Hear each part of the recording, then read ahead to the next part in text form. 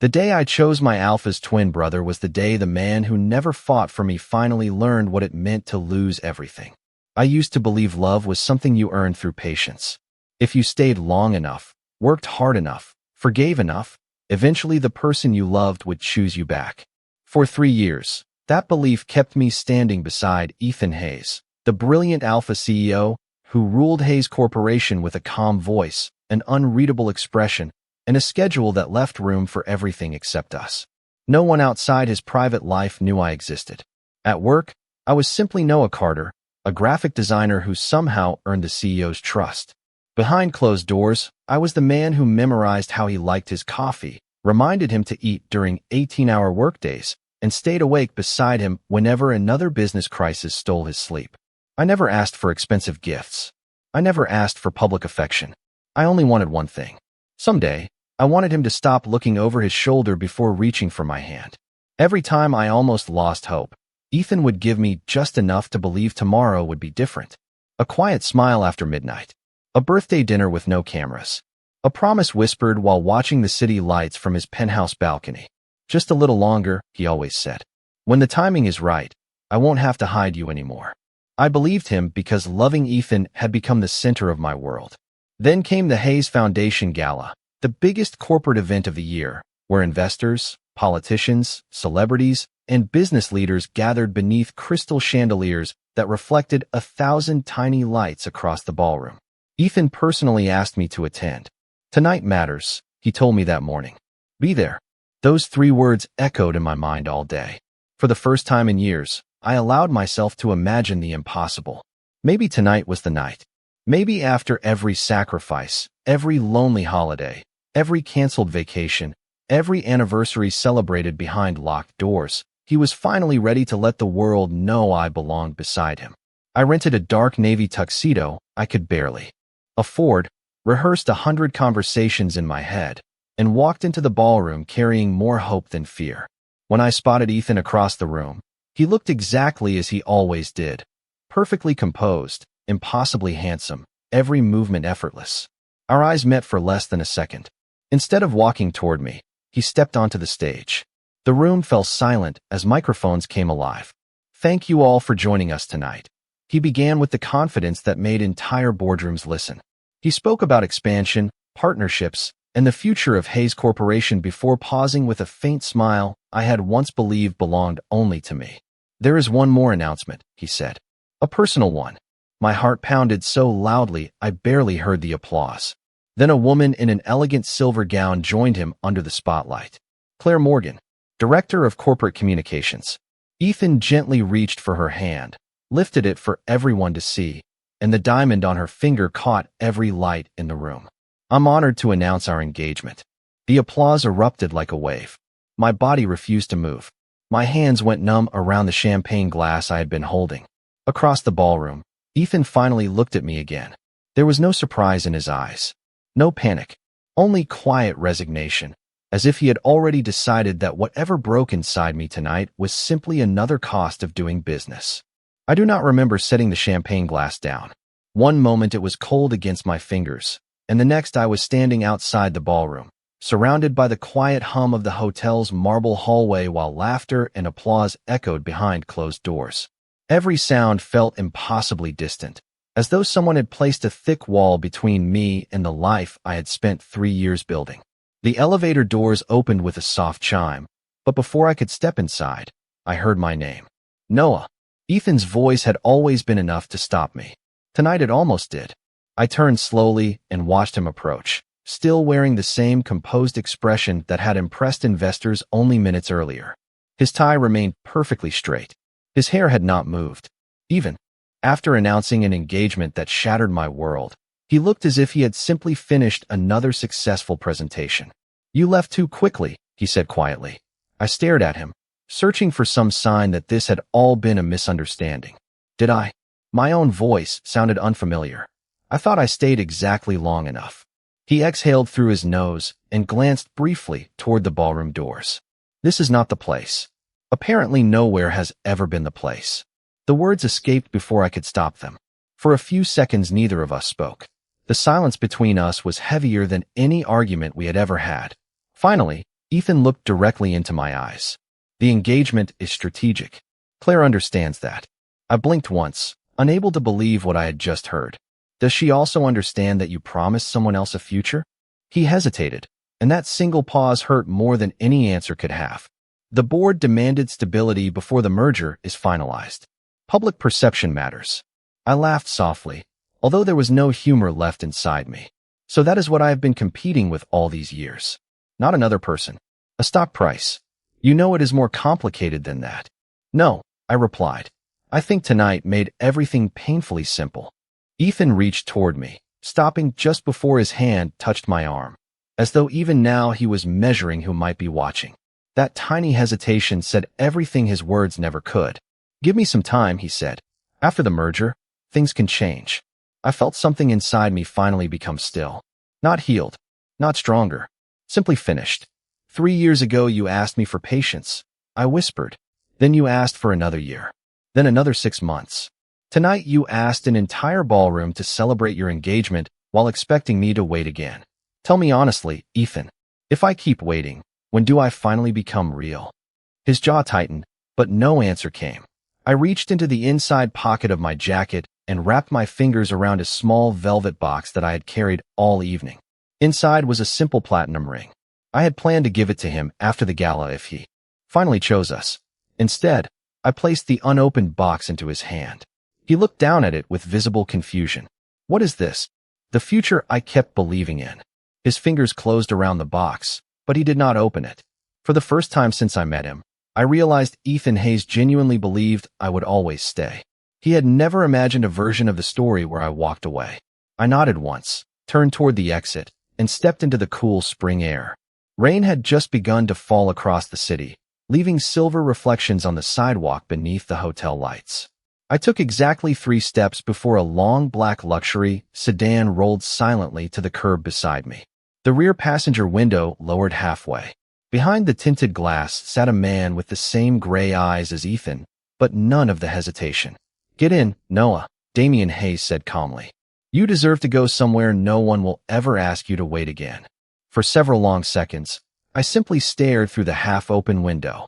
Damian Hayes looked so much like Ethan that it felt almost cruel, yet the differences became obvious the moment he spoke. Ethan always sounded as though every sentence had been carefully negotiated. Damian spoke with quiet certainty, as if he had already accepted whatever answer I chose to give. Rain slid across the polished black paint of the sedan, blurring the reflections of downtown skyscrapers into ribbons of silver. How do you know my name? I finally asked. Damian's expression remained unreadable. Because my brother has spent 3 years pretending you were invisible while making you the center of his private world. The honesty caught me off guard. He was not mocking me. He was not offering sympathy either. He was simply stating a fact. I tightened my grip on my damp jacket. If this is about tonight, I do not need anyone to feel sorry for me. Damian gave a faint shake of his head. Good. I do not waste time on pity. He looked toward the rain-soaked street before returning his attention to me. You are standing outside with nowhere you actually want to go. I have a warm car, a quiet house, and no intention of asking questions you are not ready to answer. For the first time that evening, someone had offered me something without attaching a condition. I opened the passenger door and climbed inside. The cabin smelled faintly of cedar and fresh rain, clean and comforting instead of overwhelming. As the door closed behind me, the noise of the city disappeared. Damian nodded once toward the driver. Home. The car pulled away from the hotel with smooth silence. Neither of us spoke for several minutes. I watched the streets pass through the rain-covered window while trying to understand why Ethan's estranged twin brother had appeared at exactly the moment my life had fallen apart. Eventually, curiosity won. Why were you at the gala? Damian answered without hesitation. I was invited. You and Ethan. I paused, unsure how to finish the sentence. Do not seem close. A corner of his mouth lifted almost imperceptibly. That is an accurate observation. He looked outside for a moment before continuing. We have chosen different lives. We rarely agree. Tonight was no exception. His words carried no bitterness, only acceptance. That surprised me more than anything else. Every rumor surrounding the Hayes family described the twins as rivals locked in an endless struggle for influence. Damien did not sound like a man interested in winning arguments. He sounded like someone who had stopped having them years ago. 20 minutes later, the sedan turned through elegant wrought iron gates and followed a winding driveway lined with towering maple trees. Instead of the extravagant mansion I expected, the property revealed a modern stone house overlooking a quiet lake. Large windows glowed with warm light against the rainy night. It felt less like a fortress and more like a place where someone actually lived. Before I could reach for the door handle, Damien spoke again. One request. I looked at him cautiously. What is it? Sleep before making any decisions about tomorrow. That was all. No contract. No favor. No hidden expectation. Inside, a middle-aged housekeeper greeted me with a gentle smile and handed me a neatly folded set of comfortable clothes. She did not stare. She did not ask why I was there. She simply said, "Your room is ready, Mr. Carter. Breakfast is served whenever you wake up." I stood in the guest room for several minutes after the door closed. Fresh towels had already been placed in the adjoining bathroom. A glass of water rested beside the bed. Even my phone charger had somehow appeared on the nightstand. Someone had noticed every small inconvenience before I had the chance to mention it. I sat on the edge of the bed, exhausted beyond words, when my phone vibrated for the first time since leaving the hotel. Ethan's name illuminated the screen. One missed call became 3, then 6, then 10. A new message finally appeared. "Noah, please answer. We need to talk before this goes any further." I stared at the words for a long time before quietly placing the phone face down on the nightstand. Downstairs, somewhere beyond the silent hallway, I heard the faint sound of a piano playing a slow, unfamiliar melody. For reasons I could not explain, it was the first moment all night that my heart stopped racing. Morning arrived without the sharp ache I had expected. For the first time in years, I woke because sunlight drifted through the floor-to-ceiling windows instead of an alarm reminding me to match Ethan's impossible schedule. The lake outside shimmered beneath the early spring sky, its surface disturbed only by a family of ducks gliding quietly across the water. I stood there for several minutes, almost forgetting where I was. A gentle knock interrupted my thoughts. "Good morning, Mr. Carter," the housekeeper said warmly as she stepped inside carrying a breakfast tray. Fresh fruit, scrambled eggs, toast, and coffee rested neatly beside a folded newspaper. "Mr. Hayes has already left for a meeting. He asked us to make sure you had a peaceful morning." I looked toward the hallway. "He left without saying goodbye?" She smiled politely. "He said you deserve to wake up without feeling obligated to talk to anyone." After she left, I sat alone with the untouched coffee, trying to understand a kindness that demanded nothing in return. My phone buzzed again. Overnight, Ethan had called 23 times. There were messages every few minutes. "Please answer. I can explain. This is not what you think. We need to talk." None of them asked whether I had made it home safely. None of them asked whether I had slept. They were all about fixing what had happened before it became permanent. I slowly locked the screen and slipped the phone into my pocket. By late morning, curiosity drew me outside. The estate stretched farther than I had realized the night before. Walking paths curved around the lake, lined with blooming dogwood trees and neatly trimmed gardens. There were no security guards following me, no staff hovering nearby, no one reminding me where I could or could not go. I wandered freely until I heard the rhythmic sound of someone splitting firewood near a small guest cottage. Damien stood there in a simple charcoal sweater with his sleeves rolled neatly to his forearms, stacking cut logs beside the porch. The image caught me completely off guard. This was not the intimidating man described in newspaper headlines. This was someone quietly preparing the property for the last cool evenings of spring. He noticed me, but did not stop what he was doing. "Did you sleep?" he asked. "Better than I have in years." He nodded once, almost as though that answer was enough. After placing another log onto the stack, he looked toward the lake. "There is a cafe about 5 miles from here. They bake the best apple pie in the county." I blinked in surprise. "You know that? I have lived here a long time. I thought you spent all your time working." "Everyone believes many things about me." There was a quiet humor hidden beneath the sentence that made me smile before I realized I was doing it. It was the first genuine smile I had felt since the gala. Damien noticed, but said nothing. Instead, he handed me a pair of gardening gloves resting on the fence. "Would you mind helping me plant the new roses?" I looked down at the gloves. "You are asking me to garden?" "Only if you want to." There it was again. No pressure. No expectation. Just a choice. We spent the next hour kneeling in fresh soil beneath warm sunshine, speaking only occasionally about simple things like weather, favorite books, and small towns we had visited while traveling. Not once did he mention Ethan. Not once did he ask about my relationship or what had happened at the gala. It felt strangely healing to exist as someone more than a broken heart. As we finished watering the last row of roses, the distant sound of tires echoed along the gravel driveway. A sleek silver sedan came to an abrupt stop near the front entrance. Even before the driver's door opened, I recognized the familiar silhouette stepping out. Ethan stood perfectly still beside his car, his eyes searching the property until they finally found me standing beside his brother with dirt on my gloves and the first peaceful smile I had worn in years. The expression on his face changed in an instant. It was no longer the confident certainty of a man who believed I would always be waiting. It was the unmistakable realization that someone else had already begun giving me everything he had spent 3 years asking me to postpone. Damien rested the watering can beside the flower bed and slowly removed his gardening gloves before Ethan reached us. Neither brother spoke at first. The silence stretched across the spring air, broken only by birds singing somewhere beyond the lake. I suddenly became aware of the dirt on my hands and the sunlight warming my face, two things I had not noticed while working beside Damien. Ethan looked from the freshly planted roses to the gloves still lying near my feet, and something unreadable crossed his expression.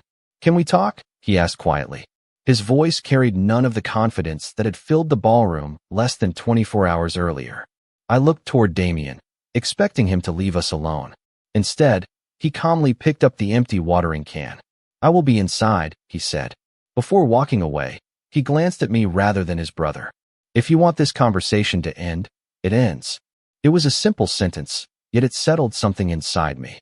No one had ever reminded me that I was allowed to decide when a conversation was over.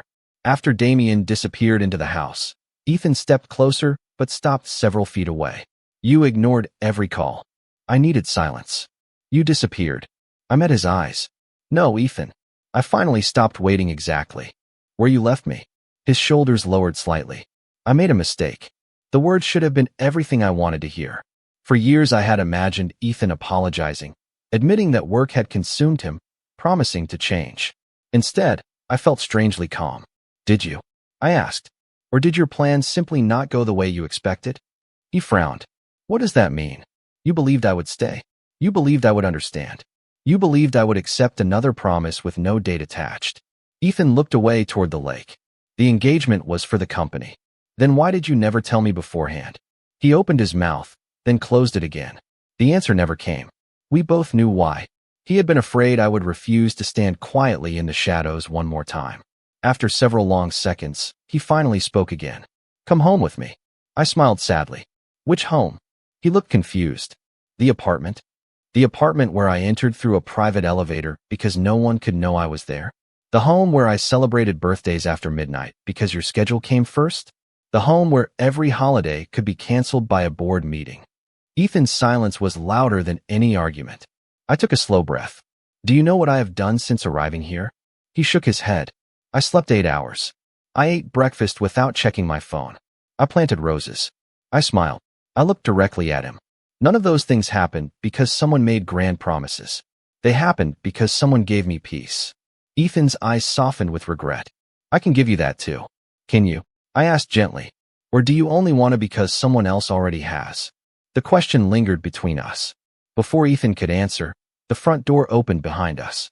Damien stepped outside carrying 3 cups of coffee balanced on a wooden tray. He walked toward us with the same calm expression he always wore, stopping beside the garden without interrupting. He handed 1 cup to me first, another to Ethan, and kept the last for himself. "Fresh coffee," he said simply. "The morning is too nice to waste." Ethan accepted the cup automatically, almost forgetting to thank him. I noticed the tiny detail immediately. Damien had not tried to separate us. He had not challenged his brother. He had simply included him. Yet somehow that quiet act of respect revealed a difference I had never seen before.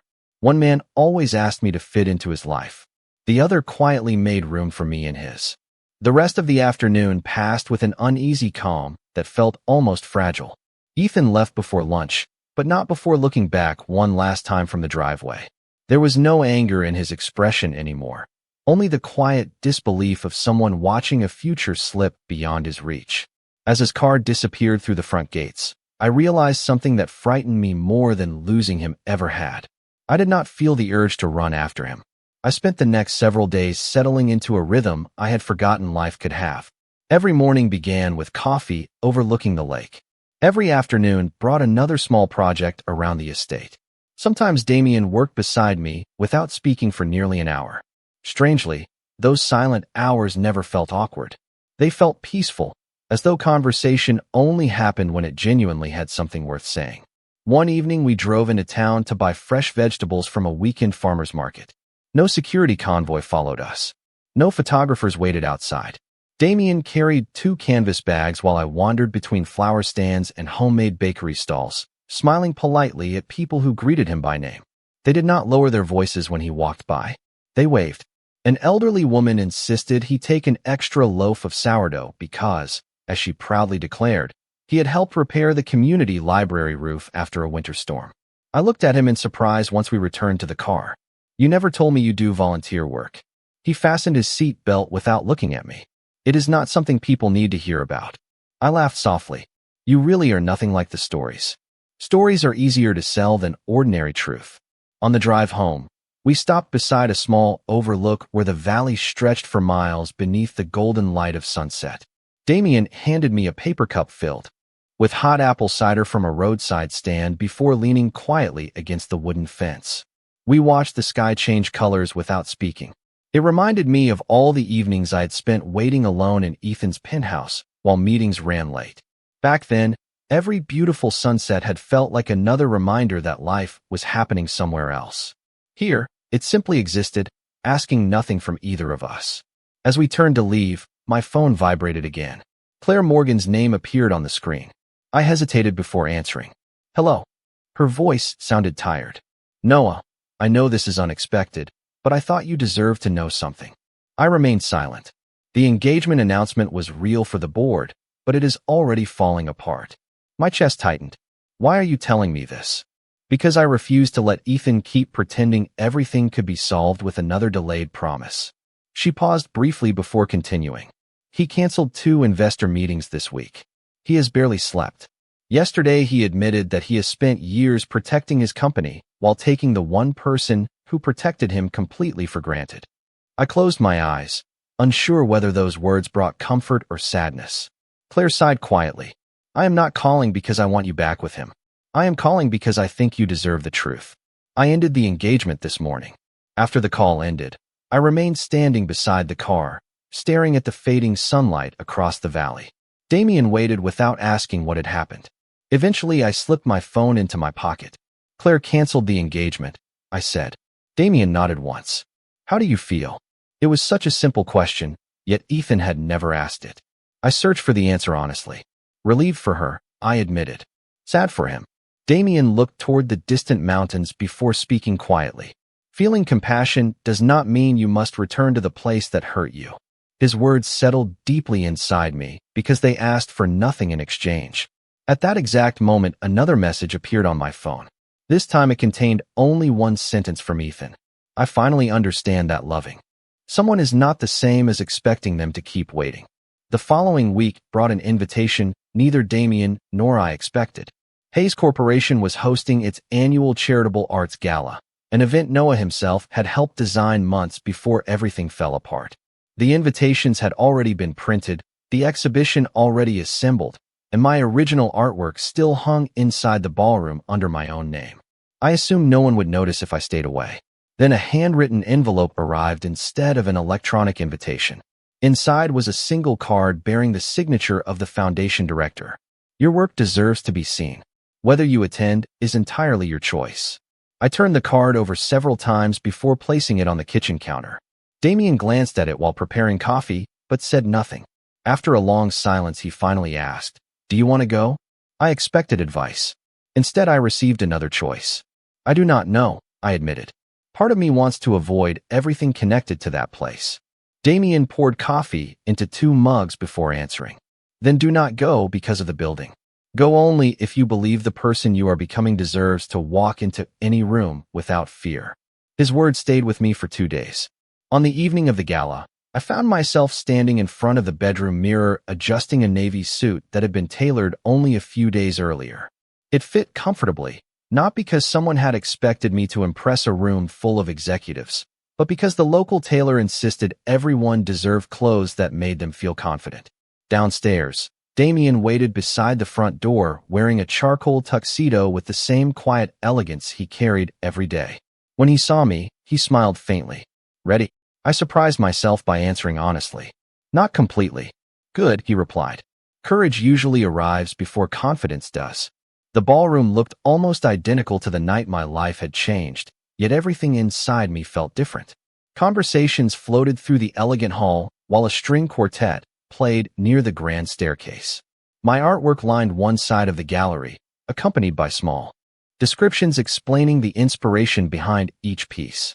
For the first time, guests stopped to discuss my work without realizing I was standing only a few feet away. They admired the colors, the emotion, and the quiet hope hidden inside each painting.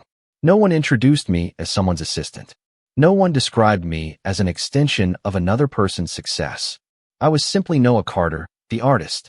Damien remained nearby without hovering, occasionally stepping aside so guests could approach me naturally. He never interrupted a conversation or answered on my behalf. His confidence did not overshadow mine. It quietly strengthened it. Halfway through the evening, the ballroom grew noticeably quieter. Ethan had entered through the main doors. He looked thinner than I remembered, the sharp confidence that once defined every movement now replaced by visible exhaustion. When his eyes found me across the room, they lingered for several seconds before shifting toward Damien. This time there was no confusion, only painful understanding. Ethan slowly walked toward us, acknowledging guests who greeted him but never taking his eyes off me for long. He stopped a respectful distance away. Your exhibition is remarkable, he said softly. Congratulations. Thank you, I replied. The words felt polite rather than personal. He looked around the gallery before speaking again. I never realized how much of yourself you poured into this work. I smiled sadly. That is because you rarely had time to look. Ethan lowered his gaze, accepting the truth without argument. Before he could continue, one of the charity organizers approached with an apologetic expression.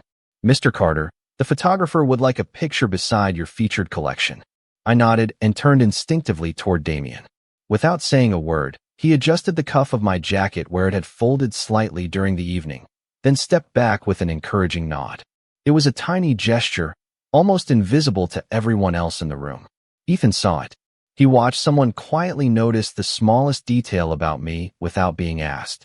In that brief moment, I saw genuine regret settle across his face more deeply than any apology could express.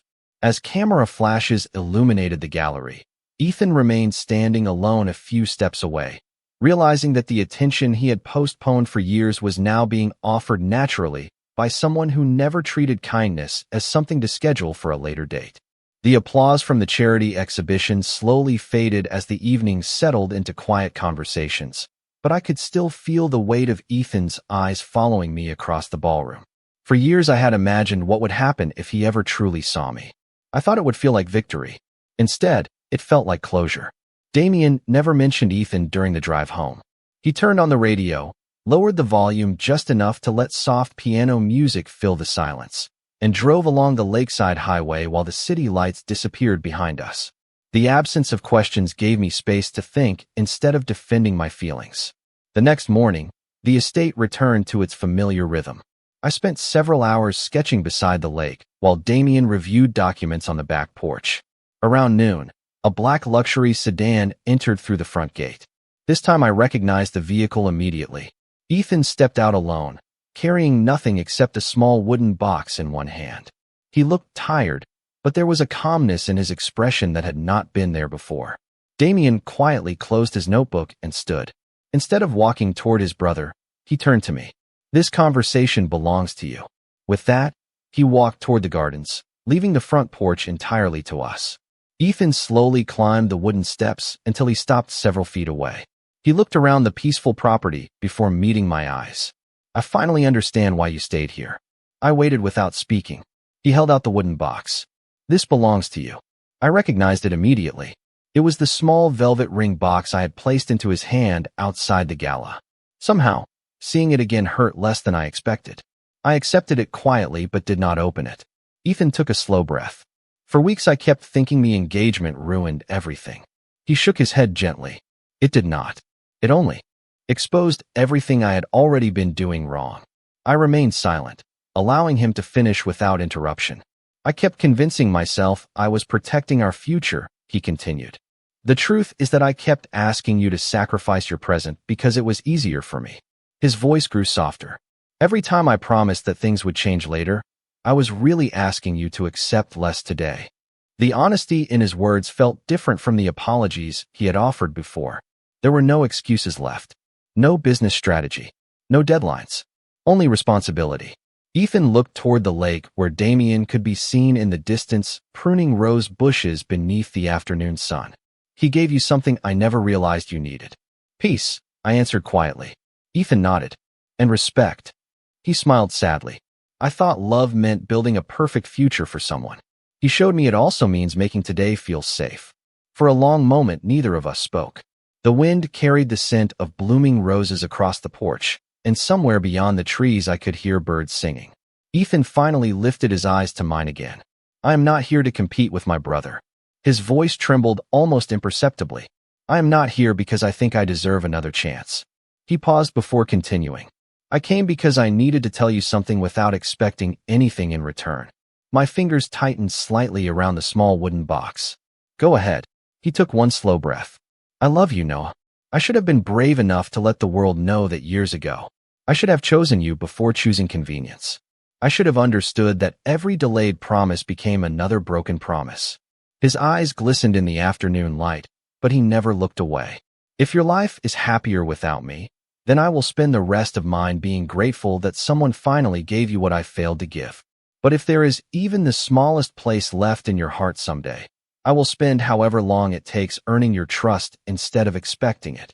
Before I could answer, Damien quietly returned to the porch carrying 2 fresh cups of coffee. He placed one beside me and the other beside Ethan before stepping back without saying a single word. Ethan looked at his brother with quiet surprise. Damien simply nodded once. No one should have to leave carrying regret without at least speaking honestly. Then he looked at me instead of Ethan. Whatever happens next, let it be your decision. No one else's. Standing between the 2 brothers, I suddenly realized that neither of them was asking me to choose in that moment. One had finally learned how to love without conditions. The other had never offered conditions in the first place. And for the first time since my life changed beneath those ballroom lights, the next chapter truly belonged to me. For a long time, no one spoke. The 3 cups of coffee rested untouched on the porch railing while a gentle breeze carried the scent of the newly planted roses across the garden. I looked at the small wooden box in my hands, then at the 2 brothers standing before me. Months earlier, I would have believed this was the moment every romantic story was leading toward, the dramatic choice between 2 extraordinary men. Standing there, I realized the decision had never truly been about either of them. It had always been about the person I wanted to become. Slowly, I opened the wooden box. Inside rested the simple platinum ring I had once imagined slipping onto Ethan's finger. I smiled at the memory instead of crying over it. That version of me had loved with complete sincerity, and I would never regret that. Gently, I closed the lid again and held the box out to Ethan. He looked at it for several seconds before accepting it with both hands. Keep it, I said quietly. Not because I want you to remember your mistakes. Keep it because it reminds both of us that love should never have to wait for permission. Ethan lowered his eyes and nodded. I will. His voice was barely above a whisper. Thank you for loving me when I had not yet learned how to love someone properly. There was no bitterness left between us. Only gratitude mixed with sadness for a future that had quietly slipped away. Ethan looked toward his brother. Take care of him. Damien answered with the same calm certainty that had defined every moment since I met him. He is capable of taking care of himself. I am simply honored to walk beside him if he chooses that. Ethan gave the smallest smile, the kind that comes only after accepting an uncomfortable truth. Without another word, he turned and walked down the porch steps. He did not look back this time. He climbed into his car and slowly disappeared beyond the front gates, leaving behind not the feeling of abandonment, but the peaceful ending of a chapter that had finally reached its last page. I stood quietly until the sound of the engine faded into the distance. Damien remained beside me without interrupting the silence. After several minutes, he spoke. "How does your heart feel?" I searched for the answer honestly, just as he had taught me to do. "Lighter," I admitted. Not because everything ended perfectly, but because I finally stopped carrying hope that belonged to the past. Damien nodded once. "That is enough." Life did not suddenly transform into a fairy tale after that afternoon. It became something better. The weeks that followed were filled with ordinary moments I once believed were too small to matter. Morning coffee by the lake. Walks through the gardens while discussing new painting ideas. Quiet dinners where no one checked business emails every few minutes. I accepted an offer to display my artwork in several galleries across the state, and for the first time people knew my name because of my own work rather than the company where I had once hidden in the background. Damien attended every exhibition without standing in the spotlight. He never introduced himself before introducing me. He celebrated every success as though it belonged entirely to me, because in his eyes, it did. One crisp autumn afternoon, nearly 6 months after the gala that changed everything, we returned to the same overlook where we had once watched the sunset together. The valley below glowed with shades of gold and crimson, and the cool air carried the familiar scent of apple orchards preparing for harvest. Damien handed me a warm cup of cider before looking toward the horizon. "You seem happy," he said. I smiled. "I am." He turned toward me with quiet warmth in his gray eyes. "Good." That single word somehow carried more affection than all the promises I had spent years waiting to hear. I reached for his hand, not because I needed someone to complete my life, but because I had finally found someone whose presence made life feel peaceful instead of uncertain. He intertwined his fingers with mine naturally, as though there had never been another way. Looking out across the endless hills, I finally understood the lesson my journey had been trying to teach me all along. The greatest love is not the one that asks you to become more patient, more invisible, or more willing to wait.